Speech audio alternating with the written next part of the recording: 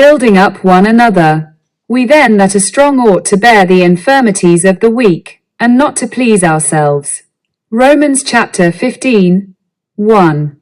God does not want us to place ourselves upon the judgment seat and judge each other. When we see errors in others, let us remember that we have faults graver, perhaps, in the sight of God than the fault we condemn in our brother. Instead of publishing his defects, ask God to bless him and to help him to overcome his error. Christ will approve of this spirit and action, and will open the way for you to speak a word of wisdom that will impart strength and help to him who is weak in the faith. The work of building one another up in the most holy faith is a blessed work, but the work of tearing down is a work full of bitterness and sorrow. Christ identifies himself with his suffering children, for he says, "Inasmuch as ye have done it unto one of the least of these my brethren, ye have done it unto me." Matthew chapter 25, 40.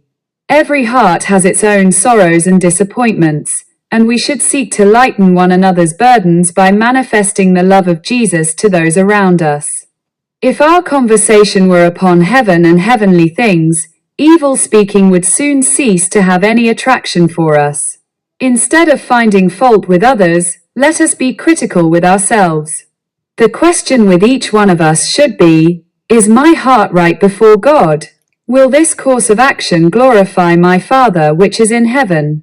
If you have cherished a wrong spirit, let it be banished from the soul. It is your duty to eradicate from your heart everything that is of a defiling nature. Every root of bitterness should be plucked up, lest others be contaminated by its baleful influence. Do not allow one poisonous plant to remain in the soil of your heart. Root it out this very hour, and plant in its stead the plant of love.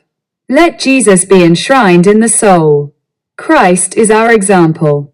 He went about doing good. He lived to bless others. Love beautified and ennobled all his actions, and we are commanded to follow in his steps.